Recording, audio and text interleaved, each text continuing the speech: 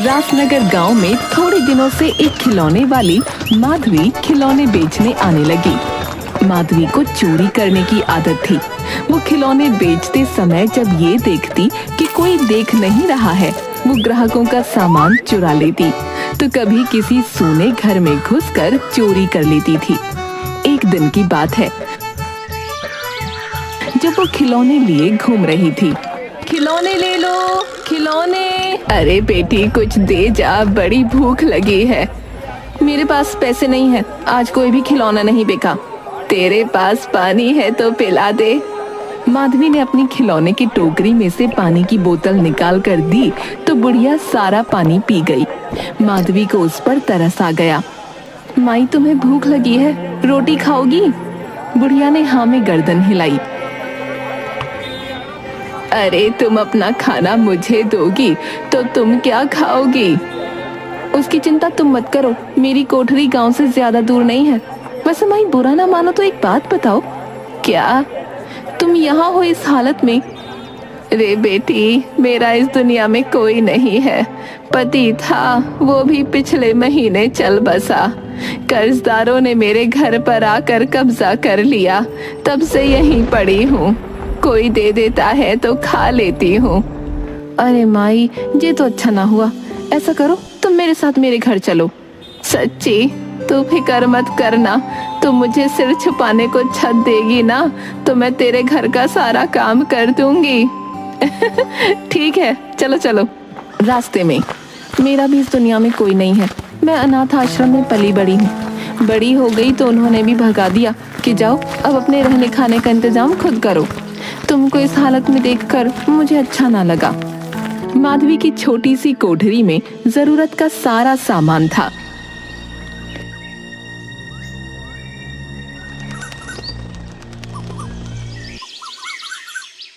खिलौने ले लो, खिलौने, बंदूक, टेलीफोन, रसोई घर सब है। ए खिलौने वाली, तूने मेरी घड़ी देखी कहीं? उस दिन जब मैंने तुझसे खिलौना लिया था ना, उस दिन से मेरी घड़ी ना मिल रही। ना, मैंने ना देखी। अरे तेरी घड़ी ही नहीं, आजकल सबका सामान गायब हो रहा है। लगता है किसी शातिर चोर की नजर पड़ गई है गांव में। लो जी आपकी बंदूक। माधवी जब एक घर के पास से गुजर रही थी तो उसने खिड़की में से झांका, वहां कोई नहीं था। वो झट से अंदर गई और मेज पर पड़ी माला उठा ली। माई, ओ माई, देख मैं तेरे लिए क्या लाई हूँ। ये तो बड़ी सुंदर है और महंगी भी लग रही है। इससे तुम्हें क्या, तुम तो इसे पहनो। तू सच सच बता बेटी, इस घर में बहुत सामान है, तू कहाँ से लाती है? खिलौनों से इतनी कमाई तो ना होती होगी। बता मुझे, कहीं चोरी वोरी? ए माई, चोरी करने में बुराई भी क्या है? मांगने पर कोई देगा मुझे इतने पैसे? इतनी मेहनत करती हूँ, पैसा मिलता है थोड़ा सा। दो चार चीजें किसी की ले ली तो इसमें कुछ बुरा ना है, पर बेटी ये अच्छी बात ना है। माई मैं क्या करूं, मैं अपने आप को रोक नहीं पाती। जे किसी दिन पकड़ी गई ते लोग मार मार के भुर्ता बना देवेंगे। माई मैं भी कोई कच्ची गोटी ना खेली हूँ, बचपन से जे काम कर रही हूँ, बहुत माहिर हूँ मैं। शातिर तो मैं हूँ ही, कोई ना पकड़ सके है। तुझे समझाना मेरा धर्म था, ऐसा ना किया कर बेटी। माई काम तो करती हूँ ना, पर तुम ही देखो, इस काम से हम दोनों को 2 टाइम की रोटी मिल जाए तो ही बहुत है। अब तुम मुझे उपदेश देना बंद करो, बहुत भूख लगी है, खाना दे दो। अगले दिन माधवी खिलौने बेचने आई। खिलौने ले लो, खिलौने, बंदूक, टेलीफोन, रसोई घर सब है। एक खिलौने वाली, रुक जरा मैं आती हूँ, गुड़िया के लिए टेलीफोन लेना है। औरत उसके पास आकर, लाल रंग का टेलीफोन दिखा तो। अरे इसमें से आवाज नहीं आ रही। आवाज वाला नहीं है क्या? गाने वाला है, बटन दबाते ही गाना बजता है, वो भी अंग्रेजी में। हाँ वही दिखा। माधवी ने बटन दबाया तो गाना बजा। मुझे अच्छा है। कितने का है? 5 रुपए का। बहुत महंगा दे रही है, कुछ कम कर। कम कहाँ करूं दीदी, महंगाई इतनी है। मुझे भी आगे से खिलौना महंगा ही मिलता है।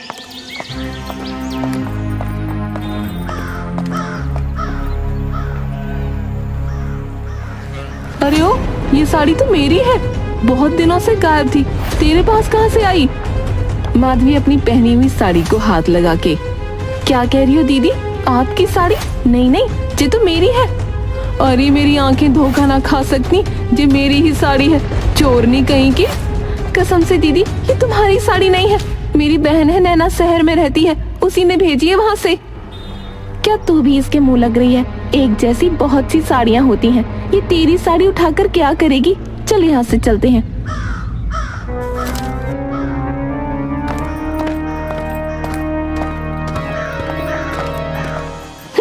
आई बड़ी मेरी साड़ी है। गांव में पंडित बैजनाथ माने हुए आदमी थे। उनका बेटा सोमनाथ कई वर्षों से शहर में पढ़ रहा था। अचानक उनकी तबीयत खराब होने पर वो शहर से गांव आया।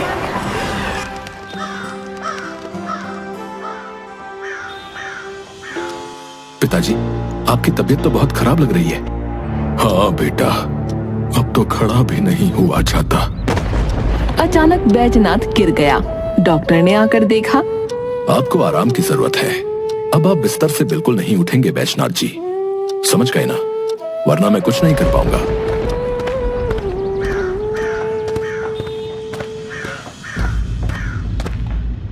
बेटा, मेरी हालत तो तूने देख ली है, अब ये घर तेरे हवाले है, सब कुछ तुझे संभालना है बेटा। कहां फंस गया घर वर के चक्कर में, घर के काम और मैं। दोपहर के समय बैजनाथ अपने घर में सोया हुआ था और सोमनाथ रसोई में था। यार, ये खाना बनाना भी बड़ा मुश्किल काम है। यहाँ इस गांव में कोई मुफ्त में काम करने को तैयार नहीं है। अब मैं घर का खर्चा चलाऊं, पिताजी की दवाई लाऊं या रुपयों का इंतजाम करूं, पर ये घर के काम बड़ी मुसीबत है यार। तभी वहाँ से खिलौने वाली गुजर रही थी। उसने दरवाजे में झांक कर देखा, अंदर कोई नहीं था। वो धीरे से अंदर घुसी। मेज पर एक चिप रखी हुई थी। इतनी सी चीज क्या है? उसने चिप को अपने गले में पहने हुए लॉकेट में डाल दिया। तभी सोमनाथ के चीखने की आवाज आई। आई रे, अरे मेरा हाथ, मेरा हाथ। चीख सुनकर माधवी वहां भागकर चली गई।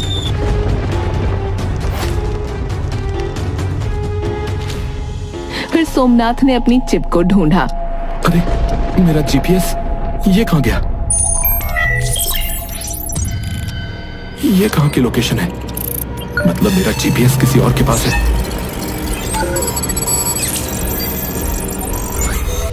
खिलौने ले लो, खिलौने ले लो। वो जैसे जैसे इधर उधर जाने लगी, लैपटॉप में लोकेशन दिखने लगी। तो ये है चोरनी नंबर 1। मेरा जीपीएस मेरे ही घर में घुसकर ले गई। इतने में वो वहां से चली गई। सोमनाथ लैपटॉप पर उसकी लोकेशन देखने लगा और थोड़ी देर बाद ये चौधरी के घर में गई, अब सेठ के घर में। कुछ देर बाद बड़ी सेठानी बाहर आकर चिल्लाने लगी। अरे ये क्या हो गया? अब तो इस गांव में दिन दहाड़े चोर घुसने लगे हैं, कोई कुछ करता क्यों नहीं? क्या हुआ सेठानी? घर में 3000 रुपए रखे थे, अभी थोड़ी देर पहले तो देखे थे मैंने, अब गायब है। भाई पूरा घर छान मारा। पता नहीं क्या हो रहा है, यहाँ आए दिन चोरी बढ़ती जा रही है।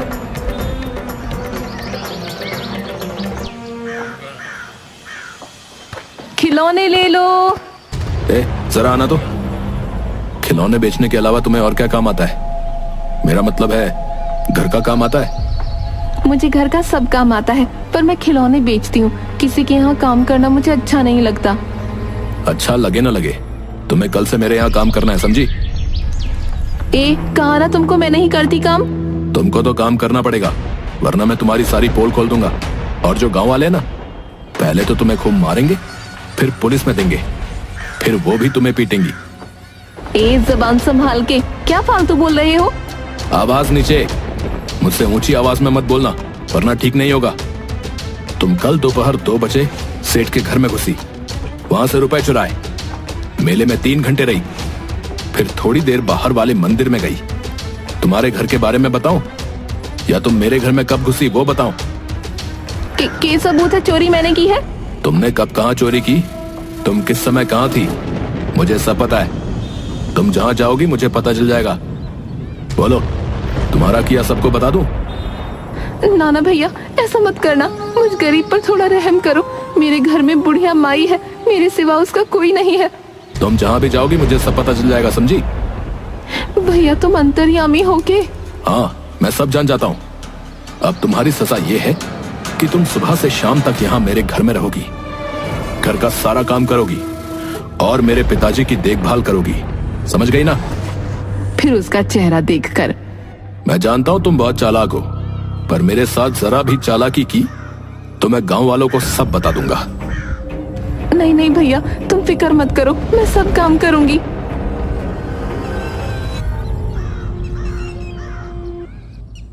माधवी सुबह सुबह सोमनाथ के घर आकर सारा काम करने लगी।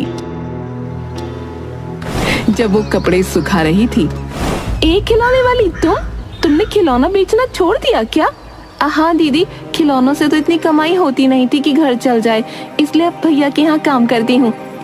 पंडित जी की तबीयत खराब रहती है और उनका बेटा शहर से आया है तो दिक्कत हो रही थी। वैसे कितने पैसे दे रहा है तुझे? सच्ची बताऊं दीदी, ये भैया ना एकदम कंजूस आदमी है, कंजूस मक्खी चूस। मुझे पहले पता होता तो बिल्कुल काम ना करती, पर पंडित जी की हालत देखकर मुझे उन पे तरस आ गया, इसलिए कर रही हूँ। बेटी जरा पानी तो देना। माधवी कपड़े छोड़कर अंदर चली गई। हे राम, सुबह से काम कर करके थक गई, इनके घर का काम खत्म नहीं होता कि खाना बनाओ। तभी सोमनाथ आ गया। अच्छा, तो महारानी जी यहाँ बैठकर आराम फरमा रही हैं। ऐसा मत कहो भैया, सारा काम खत्म करके बस अभी अभी बैठी थी कि तुम आ गए। ज्यादा जुबान मत चलाओ, ये लो रुपए, बाजार से राशन लेकर आओ। ये काम भी मैं करूं? तुम नहीं करोगी तो कौन करेगा? और हाँ, सीधी जाना और जल्दी आना, और हिसाब में गड़बड़ी की तो सोचना भी मत। हिसाब में गड़बड़ी की तो सोचना भी मत? मैं तो खाली चोर हूँ, तू तो घंटाल आदमी है। माधवी एक पेड़ के नीचे जाकर बैठ गई। चलो अच्छा है, इसी बहाने थोड़ी देर आराम करने को तो मिला, ना तो घंटाल ने अपने घर की नौकरानी बनाकर रख दिया है। अब तो जब मन करेगा तब जाऊंगी। फिर वो मेले में जाकर चाट खाने लगी।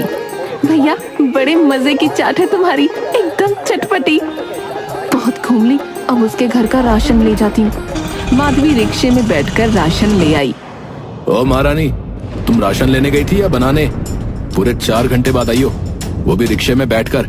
इसके पैसे कौन देगा? तुम दोगे, तुम्हारे घर का राशन है। और जो तुम मेला घूम कर आई हो उसका? मेला? कौन सा मेला? मुझसे झूठ बोलना बेकार है। तुम जहाँ जितनी देर रुकी हो मुझे सब पता है। बरगद का पेड़, मेला, जिस दुकान से राशन लिया, सब। तुमको सब कैसे पता चल जाता है? कल से कुछ गड़बड़ की तो मैं बिना कुछ सोचे गांव वालों के पास पहुंचाऊंगा। कुछ दिनों बाद। भैया मुझे पैसे चाहिए। कैसे पैसे? मेरे काम के। मैं यहाँ सुबह से शाम तक गधे की तरह लगी रहती हूँ, तो मुझे भी तो खाने के लिए रोटी चाहिए। मेरे घर में माई भी है, उसकी दवाई भी लानी है। वो मैं नहीं जानता, मैं अपने घर का देखूं या तुम्हें दूं? मेरे पास इतने रुपए नहीं है, मैं तुम्हें कुछ नहीं दूंगा। ये तो गलत बात है। गलत सही मुझे मत समझाओ, अब जाओ यहाँ से। माधवी उदास होकर वहाँ से चली गई। अरे बेटी, आजकल तो इतनी थकी हुई रहती है। बस ऐसे ही माई। अच्छा ये बताओ, तुमने खाना खाया? हाँ हाँ खा लिया। झूठ बोल रही हो, घर में तो कुछ भी नहीं था, सारे रुपए खत्म हो गए। मैंने कुछ रुपए तुझसे छुपा कर रखे थे, थोड़े दिन गुजारा चल जाएगा, तू चिंता मत कर। कुछ तो करना पड़ेगा। भैया मैं कल से यहाँ काम नहीं करूँगी, तुम मुझे मेरे काम के रुपए दो और मैं यहाँ से चली जाऊँ। अच्छा, फिर तुम भी जानती हो कि मैं क्या कर सकता हूँ। माधवी ने झाड़ू फेंका और नीचे बैठ गई। क्या कर सकते हो? तुम गांव वालों को बताओगे? जाओ बता दो सबको। क्या होगा? मुझे जेल जाना पड़ेगा ना, तो चली जाऊंगी। वो जेल तुम्हारे इस नरक से तो अच्छी होगी ना। यहाँ पूरा दिन फ्री फोकट में काम करो, वहाँ कम से कम 2 रोटी तो खाने को मिलेंगी। कहती हुई उसने गिलास उठाकर फेंक दिया। खबरदार, मेरा सामान फेंका तो तुम अपना ये नाटक मेरे सामने मत करो। जब तक मेरे पिताजी ठीक नहीं होते और मैं यहाँ से नहीं चला जाता, तुम्हें आजादी नहीं मिलेगी, समझी? अबे चल, मैं अब तुझसे नहीं डरूंगी। अब तो चाहे जेल जाना पड़ जाए, पर इस घर का काम नहीं करूंगी। तुझे मुफ्त की नौकरानी चाहिए, रुपया खर्च नहीं होता, नास पीटा कहीं का। जबान संभाल के, अब आगे कुछ भी बोली तो अच्छा नहीं होगा। तुम मुझे जानते नहीं हो, मैं तुम्हारे बारे में क्या क्या जानता हूँ। खाली जेल ही नहीं जाओगी, कोई तुम्हारी सूरत देखना भी पसंद नहीं करेगा। माधवी घबरा गई और झाड़ू उठाकर सफाई करने लगी। रोज रोज का नाटक लगा रखा है। दोपहर को माधवी सामान लेने गई तो रास्ते में महादेव का मंदिर दिख गया। वो मंदिर में गई। माधवी हाथ जोड़कर, हे भगवान, मेरा उस घंटाल आदमी से पीछा छुड़वा दो। मैं कभी चोरी नहीं करूंगी, सच्ची मैं छोड़ दूंगी। वो निराश होकर बाहर गई तो वहां माई मिल गई। अरे माई, तुम यहाँ? घर में जी नहीं लग रहा था तो मंदिर आ गई। दोनों वहीं बैठ गईं। कितनी थकी हुई लग रही है। तभी उसकी नजर माधवी के लॉकेट पर पड़ी। इतनी गर्मी में जे इतना बड़ा लॉकेट पहनकर घूमती रहती है। जे बचपन से मेरे गले में है, इसमें मेरे माँ बाबूजी की फोटो है। अच्छा दिखा तो। वो लॉकेट खोलती है तो चिप दिख जाती है। जे कचरा भर कर रखा है इसमें। चिप निकालकर सड़क पर फेंक देती है और उस पर एक बैलगाड़ी चढ़ जाती है। अरे, लोकेशन क्यों नहीं दिख रही है?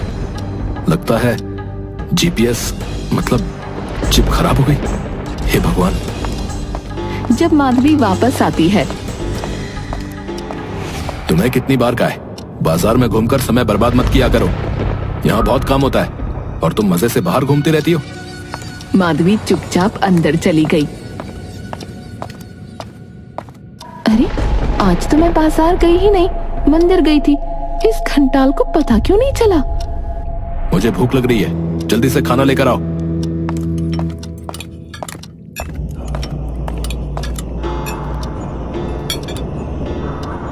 मैं दुकान पर सामान भूल गई हूँ।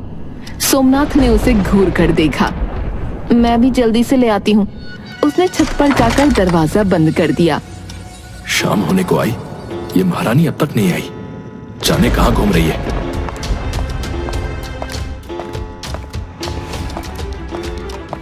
आ गई महारानी। तुम्हें बस बहाना चाहिए बाजार जाने का। बाजार नहीं भैया, वो गांव के बाहर कांति की दुकान पर गई थी। हाँ, मेरा मतलब वही दुकान कह रहा था मैं। भैया मैं भूल गई, मैं कांति की दुकान पर नहीं, मेले में एक दुकान है वहाँ गई थी।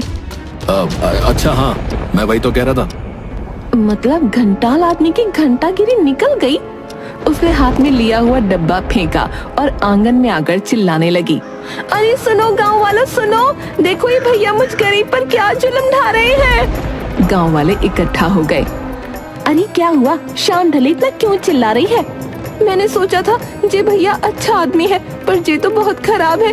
मुझसे इतने दिन से कुत्ते की तरह अपने घर का काम करवा रहा है। अब पैसे मांग रही हो तो बोलता है नहीं दूंगा। दीदी तुम ही बताओ जे क्या बात है? हाँ बात तो सही है भैया, ये बहुत काम करती है, मैंने खुद देखा है इसे। अब ये सोमनाथ इसकी मेहनत के पैसे नहीं देगा तो ये तो ठीक नहीं है। ए सोमनाथ, बाहर निकल, छिपकर मत बैठ, बाहर आ।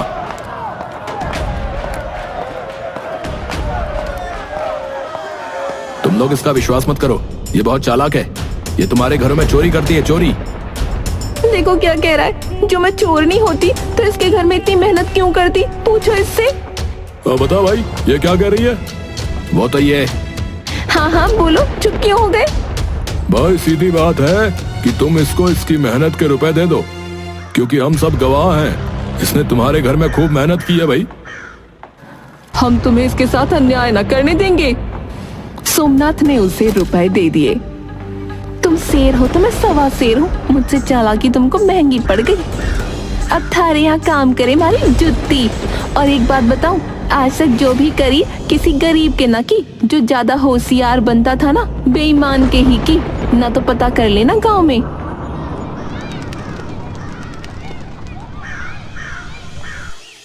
माई अब इस चोरी चकारी के काम से बाहर निकलना है मुझे। अरे बेटी, इसी काम के लिए तो मैं आई थी। क्या कहा माई? कुछ नहीं कुछ नहीं, मैं बोल रही थी तुम बस मिट्टी के बर्तन और अलग अलग तरह के खिलौने बनाओ, और कुछ लकड़ी के खिलौने बनाना मैं तुम्हें सिखा दूंगी। क्या सच में माई? आपको बताए मेरी माँ लकड़ी के बहुत अच्छे खिलौने बनाया करती थी।